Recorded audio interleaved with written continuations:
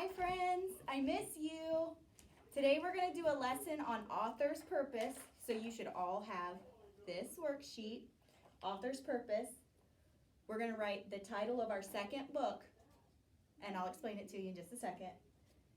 Why did the author write the story? So we know that authors usually write stories to entertain us, which means to make us happy, tell us a story, have fun. And we also know that they write stories to inform us, which means what?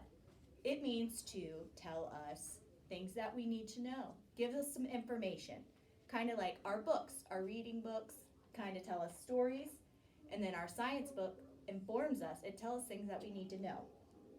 And then we're going to write, how do we know? So what I want you to do is write details from the story that tell me how you knew that it was to either entertain us or to inform us. So the first book that we're going to do is one of my favorite books, There's a Rocket in My Pocket. And I love this book because it's so silly. And then we're going to go through the worksheet together and talk about it, and then you're going to have a chance to do one on your own. So There's a Rocket in My Pocket by Dr. Seuss.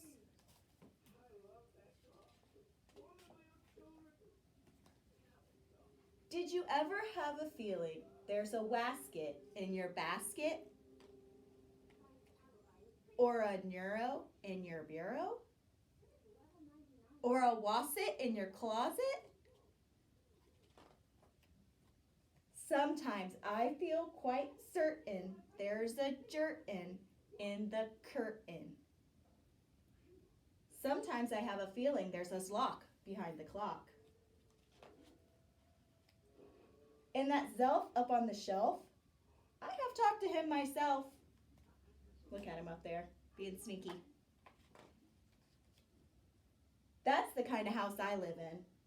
There's a nink in the sink and a zamp in the lamp.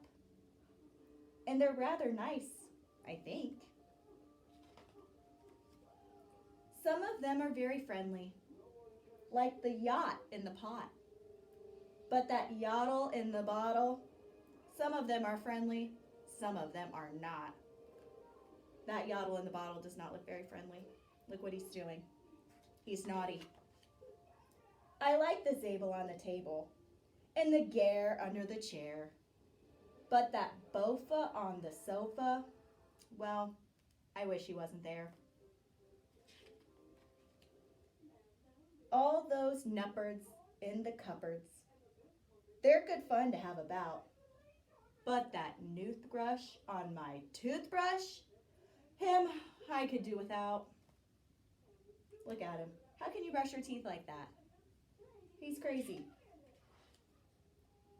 The only one I'm really scared of is that Vug under the rug.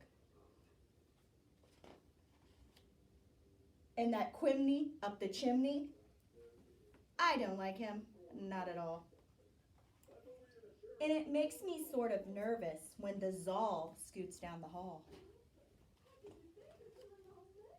But the Yeps on the steps, they're great fun to have around. And so are many, many other friends that I have found. I like the Teller and the Neller and the Geller and the Deller and the Beller and the Weller and the Zeller in the cellar. That's a lot of them. And the Geeling on the ceiling and the Zower in my shower and the Zillow on my pillow. I don't care if you believe it. That's the kind of house I live in, and I hope we never leave it. The end. So that was There's a Rocket in My Pocket by Dr. Seuss. So what I would do with my worksheet is I would write title, There's a Rocket in My Pocket. Why do we think the author wrote this story? Do you think it was to entertain us or inform us? I think it was to entertain us because that was a silly, silly story. And how do I know? Well, I know because he said silly things. Like, let me look back in the book. Is there a zlock on your clock? No. But those were rhyming words that are silly. And it has some nonsense words, like Zelf. That's nonsense. The Zamp, The nink, those are all nonsense words. So those are made to make us laugh and make us feel happy. And they were made to entertain us. I love that book. Okay, so now it's your turn. And the great part about being recorded is you can go back and listen to the story again if you need to, if you need help getting clues or details from the story, since I can't give you the book right now. This story is called Gigantosaurus, and this is one of my kids' favorite books. He loves it so much. And it's by Johnny Duddle. You got it from the store, yep. He says, I got it from the store. Can you see the whole book in this? Okay. Gigantosaurus by Johnny Duddle. Many million years ago, beyond the path of the lava flow, on the edge of the jungle where the herbivores grazed, 4 little dinosaurs spent their days playing in the Cretaceous sun, following tracks and having fun.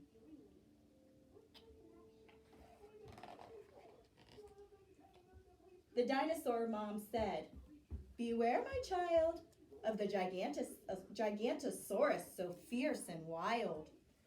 With teeth as long as you are tall, he'd soon make a snack of one so small. His feet go stomp, his jaws go crunch, and in the blink of an eye, you'd be his lunch. Bonehead, Tiny, Fin, and Bill went off to play up on the hill. The Gigantosaurus was on their minds, till Bonehead said, I think you'll find we need a lookout, and I'm the best. I'll get a good view from that termite nest.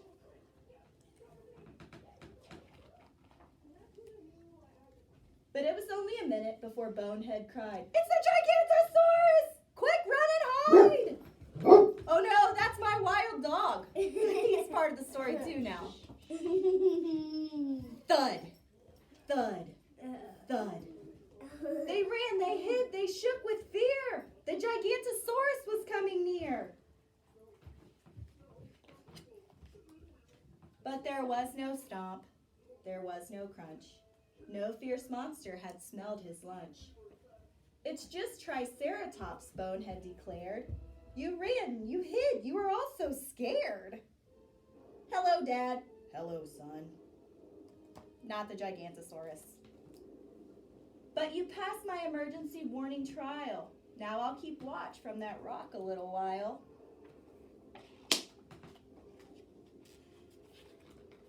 But a little bit later, Bonehead cried, the Gigantosaurus! Quick, run and hide! Boom, boom, boom. They ran, they hid, they shook with fear. The Gigantosaurus was coming near. But there was no stomp. There was no crunch. No hungry beast after snacks too much. It's old Diplodocus, Bonehead declared. You ran, you hid, you were all so scared. But danger lurks as you need to learn. I'll look out from that enormous fern. It didn't take long till they heard a shout. Gigantosaurus, you better watch out! Thump, thump, thump. They ran, they hid, they shook with fear. The Gigantosaurus was coming near. But there was no stomp, there was no crunch. No carnivore with a whiff of lunch. It's Stegosaurus, Bonehead declared. You ran, you hid, you were all so scared. But at least you passed my final test. Now I'll take a nap in that comfy nest. See that nest up there? It's probably hard to see. Then seconds later, the cry began. Gigantosaurus, run as fast as you can! But although his friends heard what Bonehead cried, by now they knew that Bonehead lied. That's it, said Bill. We're off to explore, and we're not going to play with you anymore.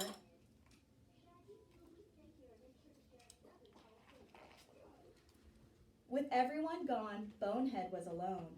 He began to wish he was back home, because an awful noise was coming near, and now there was good reason to fear. The feet went stomp.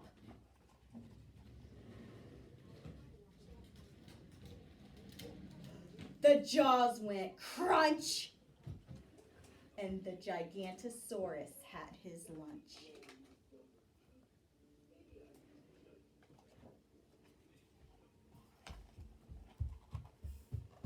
Bonehead's friends came running back after they heard the tree go crack. Poor old Bonehead, it's such a shame. What a sad end to his naughty game. Even though he tricked and lied, at least he taught us how to hide. But then they heard a muffled cry from the scraps of nests that lay nearby. Somebody's right here. I'm here, it's me, I survived. I'm sorry that I tricked and lied. But this time, honestly, it's true. There's a pteranodon after you. And though Bonehead thought they'd run in fright, his friends just shrugged and said, yeah, right. Meet the dinosaurs in this book. Ankylosaurus. Mrs. Smith is not good with dinosaur names. Ankylosaurus, Stegosaurus, Triceratops, Parasaurolophus, don't know, Brachiosaurus, Pteranodon, and Diplodocus. So, boys and girls, author's purpose. We have the title, Gigantosaurus. I'm going to spell it for you so you can write it on your paper. Gigantosaurus.